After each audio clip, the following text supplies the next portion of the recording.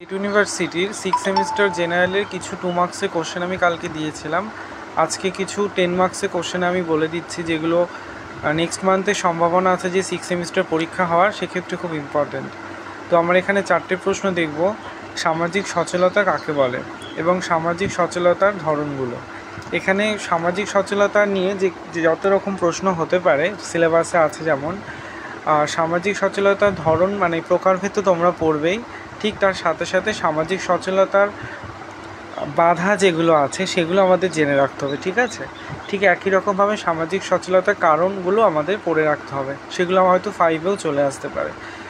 আচ্ছা, তারপরে সামাজিক স্তরবিন্যাস যে রয়েছে, সামাজিক স্তরবিন্যাসে প্রকারভেদ দিয়েছে কোশ্চেনে রয়েছে। তো প্রকারভেদ ছাড়াও আমাদের সামাজিক স্তরবিন্যাসে যে 4টে প্রকারভেদ আছে, মানে দাস ব্যবস্থা, ভূমিসত্ত্ব প্রথা, শ্রেণী ব্যবস্থা এবং জাতি ব্যবস্থা, এই 4টে প্রকারভেদকে আমাদের আলাদা আলাদা করে পড়ে রাখতে হবে, কারণ এই 4টের মধ্যে কোনো একটা দিয়ে 10 মার্কসও আসতে পারে, আবার 5 মার্কসের জন্য ইম্পর্টেন্ট।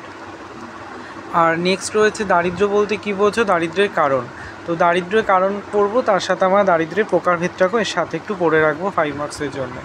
আর রয়েছে জাত ব্যবস্থার বৈশিষ্ট্য। এই কিছুক্ষণ আগে আমি বলছিলাম সামাজিক স্তরবিন্যাসে 4টে প্রকারভেদ, ঠিক তার মধ্যে জাত একটা আছে, এখানে আলাদাভাবে আবার এসেছিল।